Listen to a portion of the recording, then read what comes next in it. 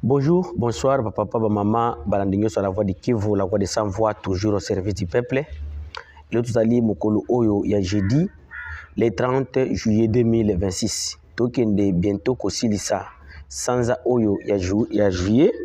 Alors, toye lelo bandeko po na koya kopesa bino basangozo kolekana kati ya mboka na biso na ndenge boyebi, la situation sécuritaire actuelle n'est pas bonne sur toute l'étendue de l'Est de la République démocratique du Congo et surtout dans cette partie d'ici du sud Kivu. Donc, dans le territoire de Fizi, Uvira et Mwenga. N'oubliez pas de s'abonner sur votre chaîne YouTube, La Voix de Kivu TV sur YouTube. Et nous sommes aussi sur Facebook, c'est La Voix de Kivu. Alors, la base qui est une émission de M. Lobby.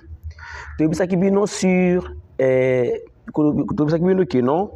Tabunde et Mibunda. Ils ont kati ya secteur de Tombwe, na kati ya groupement Bashimwenda dans le territoire de Mwenga, oyo ekweyaki na kati ya maboko ba rebelle FCM 23. Alors, lelo oyo bandeko le 30 juillet 2026, une autre nouvelle touti kozwa ezali tekino na kati ya territoire de Fizi, na kati ya secteur de Lulenge, na kati ya mboka oyo tozoko benga Kimete. Barebel FCM 23 balasaki opération lelo, c'était vers 4h du matin. Et arrivé jusqu'à 8h, on avait déjà contrôler village ou bien localité Oyo Yakimete. Alors, ils ont fait la progression, selon les informations que nous avons, que nous n'avons pas encore confirmées, ils ont fait la progression jusqu'à Abandia. Donc, Babimaki qui mettait, basali progression, balandi bazali jusqu'à Abandia, parce que dans toute cette zone, ata soda mon côté FRDC za pour soutenir. Donc, ils ont autodéfense wazalendo de bazali kuna.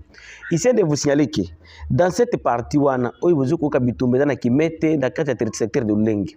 Wana selon mutu oyo tozwaki na téléphone ko bimana kati au plateau. Parmi les déplacés, Bazoko Kima, comme vous le savez, ils ont des problèmes de connexion, mais Bazoko sont avec à travers le Wi-Fi ou Starlink, Ozoko Sala Mikolo, au Kufuti 10 000 francs, mais au commission na place Wi-Fi Zali, au Bapesio Connexion, au Bandiko Solola. Donc pour le moment, il est commis 10 000 francs par heure. Donc on peut 10 000 francs au solo jusqu'à ce que vous ça ok. Et ça, c'est qu'on a 24 heures. Alors, c'est le oyo parmi les déplacés, oyo tout cela qui n'a eu les lots, abiso qui non, ah on a dengue déjà ba rebelle bazoko kende parce que qui met tes alu musikate namboka oya loketch. Na ndenge ba rebelle bazoko kende, tuzoko mona c'est comme si bazoko linga basala débordement pour ba kende ko kitela na mboka soit na mukera ou ba mususu ba kende jusqu'à Milemba. Milemba ezali déjà nzela ozoko kende Lulimba ezali na sakabino ke Lulimba ezali presque à la limite ou bien à la frontière de la province du Sud Kivu ou bien du territoire de Fizi parce que après Lulimba ezali kaka Misisi et Nyange wana au côté na kati ya province ya Grand Katanga donc à Kalemi. Alors pour le moment la situation dans cette zone ezali tellement critique jusqu'à ce que population ebele bakimi ebele bazoko kima vraiment bitumba oyo ezali na kati ya zone wana. Alors selon d'autres informations que nous avons eues aujourd'hui, nakati ya mboka oyo ya Lobonga et Lobembeo oyo ezali na kati ya secteur du Tombwe, toujours na kati ya groupement Bashimwenda na kati ya territoire de Mwenga. Ba élément M23 ebele ba monanaki na côté ya nani ya Tolambo bazalaki na kati ya patrouille de combat soki to patrouille de combat donc baza bien armé avec ba armes ou ya minene alors présence ya nani ya M23 wana et pesaki panique munene na population oyo eza na kati ya localité ya Lubonga et Lobombeo et la majorité de cette population babandaki déjà kokanga biloko kokima na kati ya Banzamba babandi kokima bitumba oyo ezokoleka na kati et babandi kokima présence oyo ya ba M23 oyo bamonanaki lelo na kati ya mboka ya Tolambo.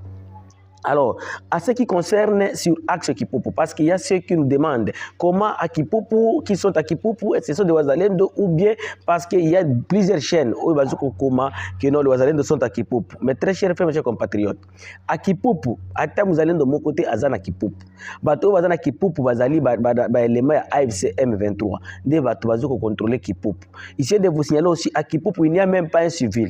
Parce que après attaque oyo yaki kozikisa mboka Kipupu Tabazi que à chaque fois tu tiens kabino atnani à jour que non les lieux aboiza ou bien dans information na biso bazo koyeba tout ça kibino kono kipupu eziki moabu eziki alolo eziki. Alors après avoir kipupu kaka kozika moabu et plusieurs autres villages na civil nyonso bakimaki bakendaki na kati ya banzamba et jusqu'à présent ba civil wana bazala banzamba les autres sont là qui na bango c'était vers 11h heure locale bayaki koluka connexion na kati ya zamba ko nesika bazali ba biso que les grands problèmes qu'ils ont pour le moment ezali problème ya biloko ya kolia parce que banani bilanga ebele esika bato ya kote wana bakendaka kote kokende kosala bilanga na bango nde esika ba élément M23 bazali. Alors population eza na bobangi munene na kolobaki bakozonga ndenge nini ou bakokende ndenge nini kokende kokota na kati bilanga na bango oyo c'est déjà lonaki. Et puis n'oublie pas que non bientôt il faut qu'il a fallu que non on a déjà kosala bilanga parce que d'ici septembre ma période ya kosala bilanga et jusque là et loko musu ko faire souffrir population kuna kati nzamba ezali nani biloko oyo ya nani donc bakisi bakisi ezo kosala keno bana ebele et ba maman na bana ebele déjà bazo ko résister déjà au moins 3 morts na selo oyo ayoti ko totu ko sola na ye parmi les déplacés de guerre au bazana nzamba parce que alobi keno bana wana bakufi na ba circonstances moko oyo ya kozanga même kisi. Donc c'est jusqu'à présent aucune assistance moko boye et komeli bangote. Donc la situation reste toujours confuse et tendue dans cette partie de la province du Sud Kivu, dans les hauts et moyens plateaux, dans les hauts plateaux du Sud Kivu ou bien les hauts plateaux de Mitumba. Na kati ya côté oyo tozoko benga ya Kaziba, il y a plusieurs autres éléments. Oyo AFC M23 bazaki visible lelo ba mona na ki lelo par des populations ba ko mata nani babandai komata bangomba donc babimaki Bukavu Kaziba bazwaki direction kokende Kanye donc Kanye ezali pembeni ya Kaziba vers Rurambo et Rurambo po bakende bamata na ba Minembwe pour que baya ba renforcer ba oyo bazana au plateau jusqu'à ce que ba attaquer ville Baraka, Uvira et Fizi parce que jusqu'à présent panique moko ezali awa na Uvira donc bazo ezala bazali ndo za FRDC baza toujours na kati ya panique parce que la ville est tellement entourée na kati ya bangomba nyonso. Et puis dans leur passage où il a dit bayoti ko lekalelo bazalendo bauti M23 batakaki position moko ya commandant bazalendo bazo kubenga Kubwa na niveau ya Rurambo.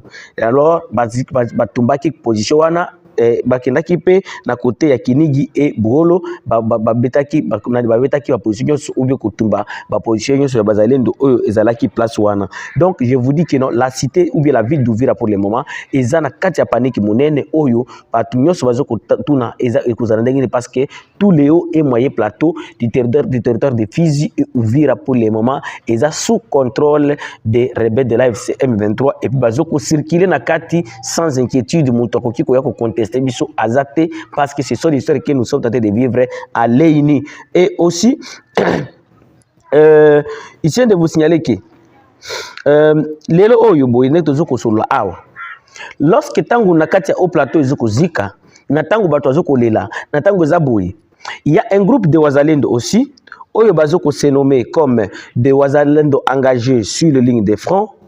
Oui les Wazalendo engagés sur le ligne de front bango bakutana kilelo na kati ya mboka Uvira pona na kolobela makambo oyo etali dialogue. Alors bazalendo oyo bakutana ki na kati ya mboka Uvira bauti koloba nini bauti ko exiger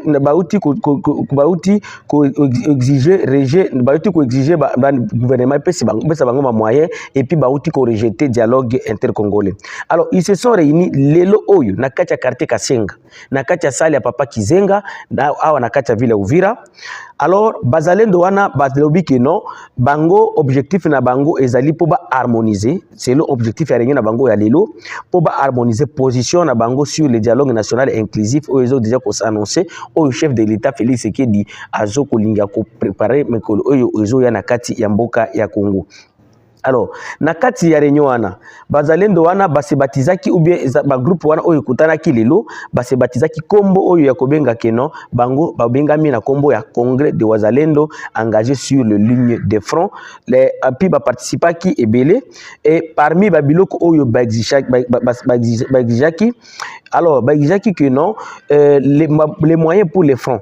Le chef de l'État doit doter l'Ouazalendo en munitions et en moyens logistiques nécessaires pour combattre les rebelles du M23 AFC.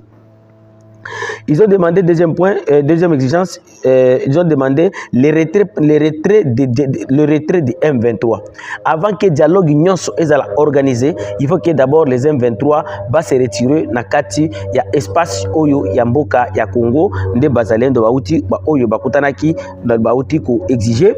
Alors ils ont aussi exigé que non ils ont aussi demandé que non, au dialogue mon côté et salama sans qu'il n'y ait pas la participation du mouvement Nabango Bazokoloba ou bien sans qu'il n'y ait pas la participation des Ouazalendo engagés sur les lignes de front. Donc là, ils veulent montrer que non, les Ouazalendo sont en train d'être écartés dans le cadre d'activité Sozokoleka. Il faut que Bango P base à la représenter, base à la représenter ou bien consulter parmi Batu Oyo Bakokinde Kokota Nakati, il y a dialogue. Et aussi Balobi que non, chef de l'État, Atal, Apé Sabango Makoki, oyo kosala kino ba beta ou ba repousser M23 AFC et puis balobi kino mutu moko te a organiser dialogue ba besoin te kino dialogue za la organiser na kati mboka oyo avant que ba M23 ba se retire to kende to landa vidéo na ndenge basala ki déclaration na bango ou na ndenge basola ki devant la presse to landa à la communauté internationale et nationale ce qui s'est passé aujourd'hui à Uvira par rapport à la question du fameux dialogue proposé à Kinshasa par des confessions religieuses et adopté par les chefs de l'État. Et les Ouazalendo se sont dit, comme fils et filles de ces pays, de ne pas accepter, de ne pas faire passer ces messages sans donner leur point de vue de ce qui se passe dans leur propre pays. Et aujourd'hui, entourés par la masse, les généraux de Ouazalendo, les cadres politiques et autres personnalités, décidons, en donnant notre point de vue, sur les dialogues en cours. Les Ouazalendo ont décidé, premièrement, que dans leur raison et dans leur logique, ils demandent au chef de l'État de les appuyer avant tout en armes et en munitions et en logistique de vivre pour empêcher l'ennemi de ne pas avancer et empêcher son plan machiavélique d'intoxiquer, de terroriser, de tuer, de violer pour s'imposer dans les dialogues à Kinshasa. Deuxième élément, les Ouazalendo revendiquent sa participation en tant que fils de pays après le retrait du M23. Donc pour les Ouazalendo, il recommande qu'il n'y aura pas de dialogue. Il décide qu'il n'y aura pas de dialogue tant que le M23, tant que les gouvernements parallèles existent encore dans notre pays. À ce sujet, les Ouazalendo ont conclu ceci, que si le dialogue aura lieu, c'est après le retrait du M23 sur le territoire congolais. Et l'organisation du dialogue inter-congolais soit exécutée en connivence avec la participation effective des Ouazalendo. Et si cela n'est pas fait, le fils de fille de Lumumba, de Tatampu Mukimbangu, de Kipa Vita, de Kiseke Dipé, de Kabila Moussé, et autres héros qui ont versé les sapes pour ce pays passeront en action et ils vont agir pour les comptes de Ouazalendo et si le sort de ceux qui veulent le dialogue avec le Rwanda, de ceux qui veulent le dialogue sans les fils de filles de ces pays, de ceux qui veulent le dialogue avant le retrait de l'ennemi sur notre sol. Je dis et je vous remercie. Bauti kolanda ndenge bazalendo bauti koloba wana badeko oyo bakutanaki lelo na kati ya salle Papa Kizenga awa na kati ya quartier Kasenga. Alors selon organisateur oyo ya rencontre wana balobaki kino c'est l'objectif na bango ezalaki po bazala na voix moko oyo ya discussion oyo niveau national ou bien gouvernement central ekoyoke la bango. Il convient aussi de vous dire que non bazalendo nyonso bakutanaki te.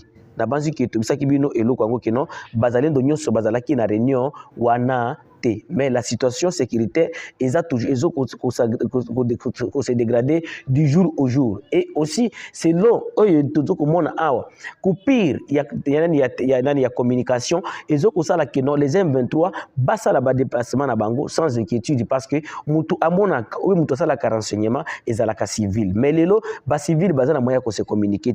Alors même na bazalendo bango moko bazana moya ko se communiquer.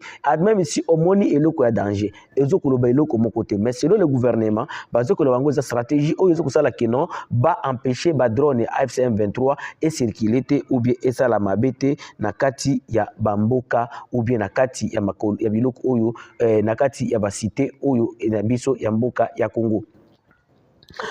Bandeko balandi tokei toujours na kati ya makambo oyo etali mboka na biso boyebi keno lobby nango Cour constitutionnelle et utaki ko bengisa ou bien se prononcer sur oyo loi référendaire ou bien loi oyo kotinda biso ke tokende na kati ya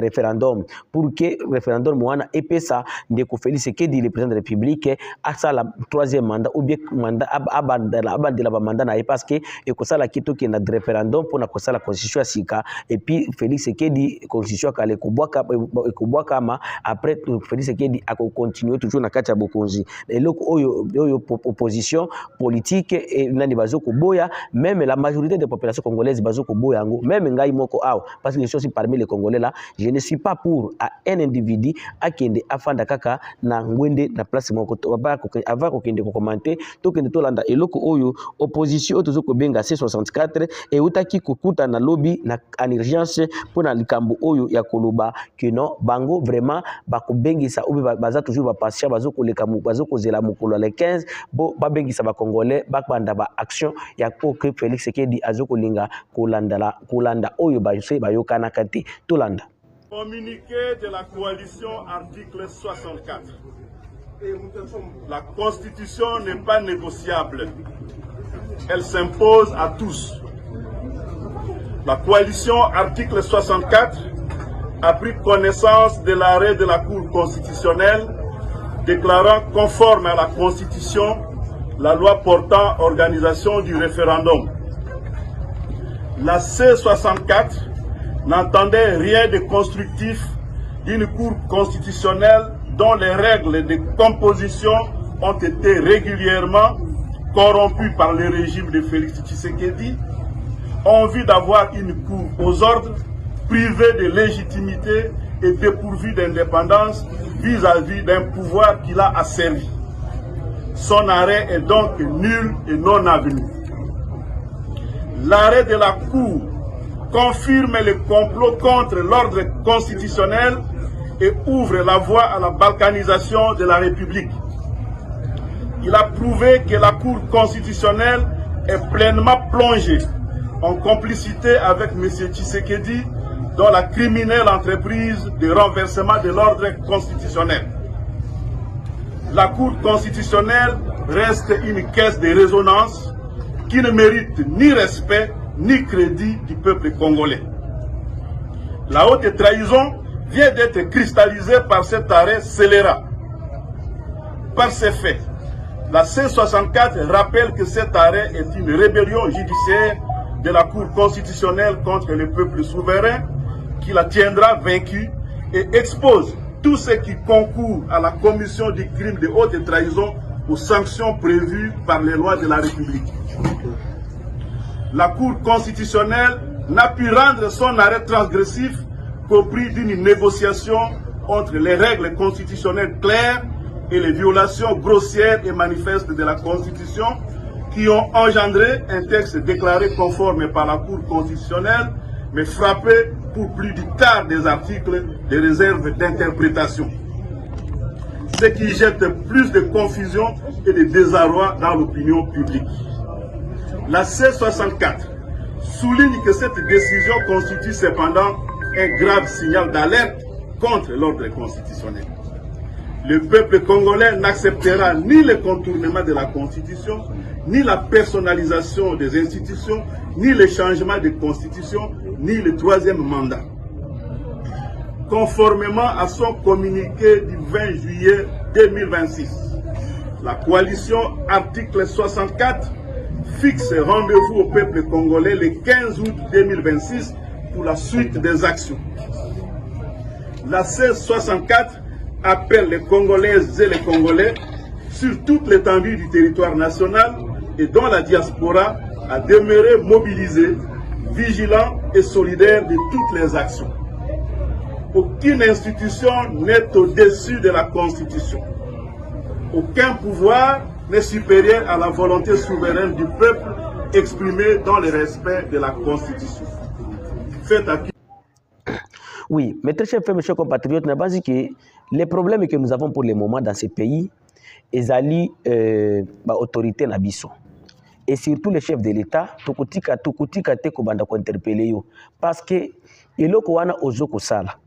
Wana ozoko seme, ozoko tia mboka na ordre te. Ozoko seme ke no mutu nyoso ko kikuya, aya atia désordre, asala eloko akingi, ye il faut keza na kati intérêt na ye. Est-ce que vous savez, mes très chers frères, mes chers compatriotes, depuis que Félix Tshisekedi est au pouvoir, moi, ici où je suis, où dans mon village, na yebite ni na koki ko kangela photo pour natindela yo. Parce que même des routes où tout comme on a ouvert, ils ont inachevé. Où ils vont kotunga balabala R5. Kobima nani rond-point kokende eza inachevé. Alors na base que même si asilisi yango eza continuité à l'état bande ko nanga ba kongomani boyebi ke mboka etambola kana mibeko eza c'est comme si oza papa ndako na ndako wana bozana toilette. Il faut que mutu nyoso ande kokota na toilette wana kokende kotika nyei na ikuna. Excusez-moi le terme, mais yo sikoyo papa ndaku okomi ko bakeno parce que ngande mokolo lupango natia nyei na ngana d'abord awa. Est-ce que vous comprenez batu nyoso akoki bakubanda sikoyo yo zo tia libanda biso peto banda kotia libanda. Bandeko. Les pays que nous avons ici le Congo, ce qui peut permettre une seule personne. Donc, M. Félix Tshisekedi, qui est le président de la République actuelle, a sa la techno, azanango besoin, à s'éterniser, à sa la nine. Chaque jour, nous allons vivre des guerres où les luttes au subir. Alors, État libiso, ba Congolais, toutes les mabiso banso. Toutes les mabiso, tout le monde qui protéger le cannabis. Alors, pour la question ça, mon message, bandeko, un message où il y a un lingana ya kotika et pas ya bandeko nangai de la province du Sud Kivu, surtout dans l'espace du haut plateau et les moyens, et même dans la littorale, Nakata littorale Tanganyika. Alors, je m'adresse à mes frères et sœurs, les Babembe, les Bafuliru, les Banyamulenge, les Banyindu, les Babuyu, les Babwari, les Balega, les Bashi, les Bavira, toutes les tribus, tribu nyos oyo ya autochtones espace oyo parce que toutes les tribus ici nous avons même nos compatriotes oyo bakatangé bakasanye ba équatorien tozana bango awa bande ko nangai tozana besoin ya kimia kimia jamais koki koyate soki tozana unité te discrimination et koki ko sala ta mukolo moko te kembo kende liboso mubembe kotika la kozala mubembe Munyamulenge atukita la Munyamulenge, Mufuru kutika la Mufuliru, Muvira kutika la Muvira, Mubuyu nani. Alors, mutu nyoso lelo bota nde tozo tika la sima. Ngai natala ka ba Congo profond wana ko bana Congo na kati à l'intérieur zo ko se développer te. Ngai miroir na ngai zala ka mboka ozo ko entouré biso. Et puis ezala kana linga loko moko parce que tozaka en concurrence. Surtout dans la province du Sud Kivu et Nord Kivu. Tout à en concurrence dans les pays voisins. Batongi nini, ndako ndenge nini, biso pito tonganda kwana. Et nous ne pouvons pas construire de telles maisons si nous sommes en guerre. Et puis ce qui est kotala, conflit oyo bandeko. Pour que tu sois solution, ils a d'abord biso moko to s'impliquer na kati. Biso moko d'abord to tia kimia. Biso moko d'abord to yokana. Ce qui yo munyamulengo za na mbongo. Yaka tonga niveau 3, niveau 4 niveau.